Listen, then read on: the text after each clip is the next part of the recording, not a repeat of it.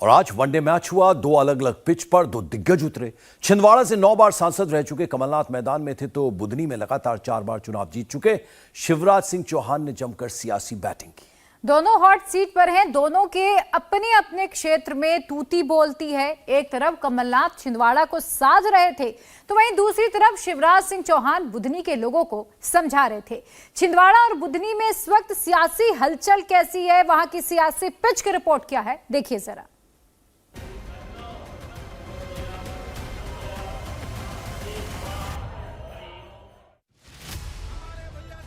मध्य प्रदेश में चुनाव है। दो पार्टियों के दो बड़े नेताओं की साख दांव पर है। दोनों बड़े नेता हैं, एक पूर्व सीएम है तो दूसरा मौजूदा सीएम। और इस बार के चुनाव में भी दोनों मुख्यमंत्री के दावेदार हैं। शिवराज सिंह चौहान को हिंदुत्व से गहरा लगाव है तो कमलनाथ को भी सॉफ्ट हिंदुत्व से बैर नहीं है। एक का चुनाव क्षेत्र छिंदवाड़ा है तो दूसरे की सियासी भूमि बुधनी है और लड़ाई इन्हीं दो नेताओं के बीच है। शिवराज सिंह चौहान के बारे में बताएंगे, लेकिन सबसे पहले छिंदवाड़ा का सियासी गणित समझ लीजिए।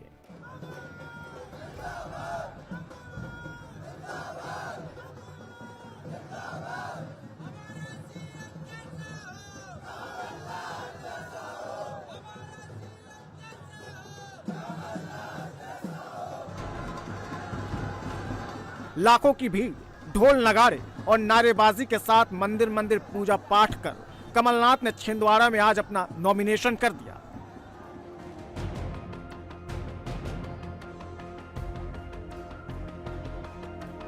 मध्य प्रदेश में पूरी तस्वीर सबके सामने है। बेरोजगारी, सबसे ज्यादा बेरोजगार, सबसे भ्रष्ट प्रदेश, ऊपर से लेके नीचे तक। पैसे दो काम लो। मध्य प्रदेश का हर व्यक्ति आज या तो भ्रष्टाचार का शिकार है या भ्रष्टाचार का गवाह है। कृषि क्षेत्र में किसानों के साथ अन्याय, छोटे व्यापारी दुखी। आज ये तस्वीर मध्य प्रदेश की हर व्यक्ति के सामने है। तो मध्य प्रदेश का भविष्य, मुझे मतदाताओं पर पूरा विश्वास है, सुरक्षित है। छिंदवाड़ा कमलनाथ का गढ़ है और छिंदवाड़ा में कमलनाथ और कांग्रेस को हराना बीजेपी के लिए आसान नहीं। छिंदवाड़ा जिले में विधानसभा की 7 सीटें हैं। जुनारदेव, चौरई, अमरावाड़ा, छिंदवाड़ा, पारढूणा, परासिया और सौंसा, सभी सीटों पर कांग्रेस का कब्जा है। जबकि 2013 में 7 में से 4 सीटों पर बीजेपी को जीत मिली थी और 3 पर कांग्रेस का कब्जा था। लेकिन 2018 में कमलनाथ के सामने बीजेपी छिंदवाड़ा की सभी सीटें हार गई। कमलनाथ छिंदवाड़ा में बीते 43 सालों से राजनीति कर रहे हैं।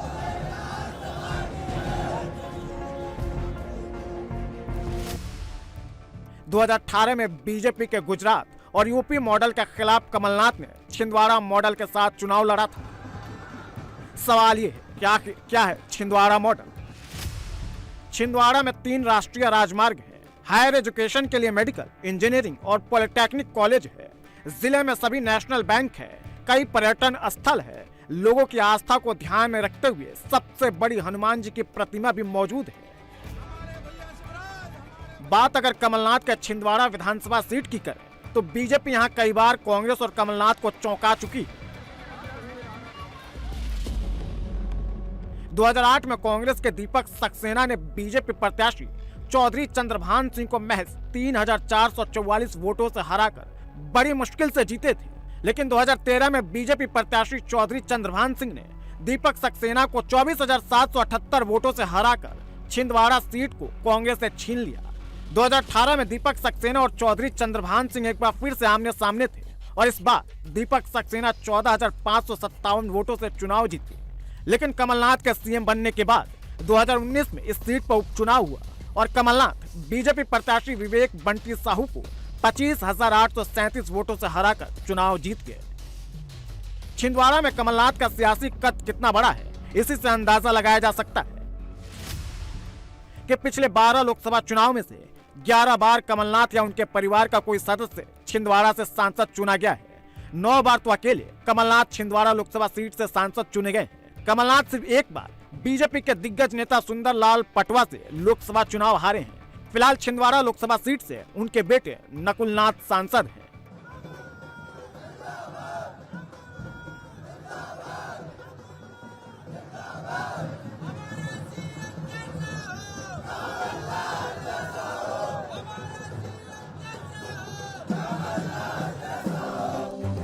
छिंदवाड़ा आदिवासी बहुल इलाका है। छिंदवाड़ा की 24.16% जनता शहरी क्षेत्र में रहती है, जबकि 75.84% लोग ग्रामीण इलाके में रहते हैं। और कमलनाथ इस बार सॉफ्ट हिंदुत्व के रास्ते हिंदुओं को कांग्रेस से जोड़ने की कोशिश में है, क्योंकि छिंदवाड़ा में 81% हिंदू आबादी है, जबकि मुस्लिम 13%, ईसाई 1.6%, जैन 3.4% है, जबकि 1% दूसरे धर्म के लोग हैं। मध्य प्रदेश के चुनाव में सनातन, बजरंगबली और अब राम भगवान ने भी प्रवेश कर लिया है। कमलनाथ का नॉमिनेशन है और उस नॉमिनेशन के भरने से पहले जगह जगह जो छिंदवाड़ा में राम मंदिर है वहां पर कमलनाथ पूजन करने जा रहे हैं। तस्वीरों में आप देख सकते हैं कमलनाथ ये छिंदवाड़ा के राम मंदिर में पूजन करके फिर नॉमिनेशन के लिए जाएंगे और भारतीय राजनीति में राम के जरिए सत्ता में प्रवेश का तरीका नया नहीं है। बीजेपी राम के सहारे जहाँ राजनीति में आई है तो तस्वीरों में अब कांग्रेस के कमलनाथ भी राम के सहारे ही नॉमिनेशन भरने जा रहे हैं। मध्य प्रदेश में इस बार चुनाव बीजेपी के हिंदुत्व वर्सेस कांग्रेस के सॉफ्ट हिंदुत्व के बीच है और कमलनाथ खुद को राम भक्त और हनुमान भक्त साबित करने में जुटे हैं। धर्म हमारी अपनी भावनाएं होती है, हमारे अपने सेंटिमेंट्स होते हैं। इसका क्या हम राजनीतिक मंच पर लाएं? जी जी सर, राम मंदिर भी बनने जा रहा है सर, उसको कैसे देखेंगे? राम मंदिर पूरे देश का है, अपने देश के हर व्यक्ति का है, हमारे सनातन धर्म का सबसे बड़ा प्रतीक है। हमें खुशी है राम मंदिर बने, बहुत पहले बन जाना चाहिए था। 22 जनवरी 2024 को अयोध्या में भव्य राम मंदिर में रामलला विराजमान होंगे, लेकिन इस समारोह में प्रधानमंत्री मोदी भी शिरकत करेंगे और इसका फायदा कहीं बीजेपी को 5 राज्यों के चुनाव और अगले साल होने वाले लोकसभा चुनाव में न मिल जाए। इसलिए कांग्रेस और कमलनाथ भी सॉफ्ट हिंदुत्व के रास्ते पर चल पड़े हैं। ये तो ऐसे ही राम मंदिर की बात कर रहे हैं जैसे ये भारतीय जनता पार्टी का मंदिर हुए। राम मंदिर हमारे देश का मंदिर है, हमारे सनातन धर्म का एक बहुत बड़ा चिन्ह है।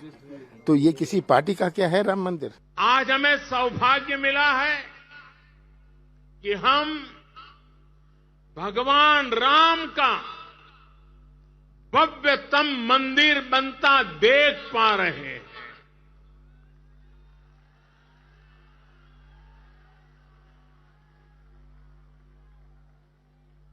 और अयोध्या की अगली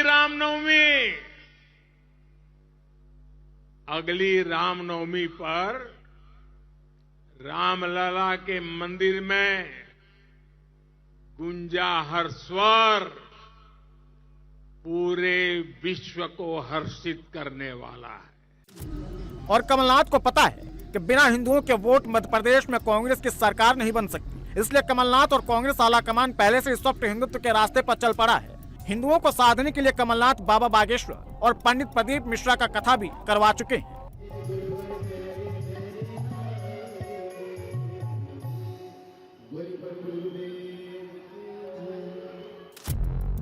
भारत को हिंदू राष्ट्र बनाने का झंडा बुलंद करने वाले बाबा बागेश्वर के पीठाधीश्वर पंडित धीरेन्द्र शास्त्री के लिए भी कमलनाथ रेड कारपेट बिछा चुके हैं। साफ है कमलनाथ छिंदवाड़ा में 81% हिंदुओं को अपने पाले में करने की कोशिश में है, ताकि पहले भोपाल की गद्दी और फिर 2024 में दिल्ली पर कब्जा किया जा सके।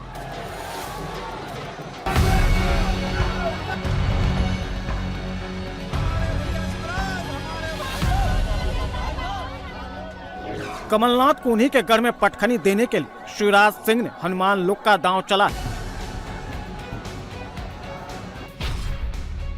अगस्त में हनुमान लोक की आधारशिला रखी गई। महाकाल लोक की तर्ज पर तैयार किया जा रहा है हनुमान लोक। जाम सांवली मंदिर परिसर में बन रहा है ये हनुमान लोक। 18 महीने में हनुमान लोक बनकर तैयार हो जाएगा। टूरिज्म बोर्ड 314 करोड़ की लागत से करीब 30 एकड़ में इसका निर्माण करवा रहा है। कमलनाथ छिंदवाड़ा में थे तो शिवराज सिंह चौहान अपने चुनावी क्षेत्र बुधनी में मोर्चा संभाले हुए थे। महाकाल का दरबार हो या फिर मां नर्मदा की आरती पूजा या फिर कन्या पूजा हो या छिंदवाड़ा में हनुमान लोक का शिलान्यास हो या फिर सीहोर जिले के बख्तारा में राम जानकी मंदिर,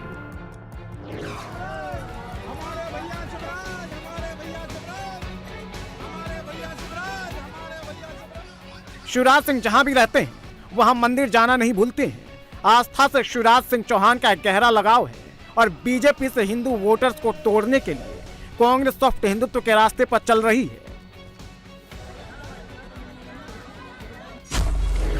सवाल ये है कि क्या कांग्रेस बीजेपी के 18 साल के सियासी किले को ध्वस्त कर पाएगी? बुधनी विधानसभा सीट से शिवराज सिंह चौहान चौका लगा चुके हैं और इस बार 5वीं बार मैदान में है। ये मेरी जन्मभूमि है, ये पुण्य भूमि है, ये कर्म भूमि है और ये मातृभूमि है। और इस समय परिवार के साथ, क्योंकि ये मेरा घर है, मैं अपनी धर्मपत्नी कार्तिक पुराण और आप सब भी मेरा परिवार है। सीहोर जिला सीएम शिवराज सिंह चौहान का गृह जिला है और बीजेपी का गढ़ भी है।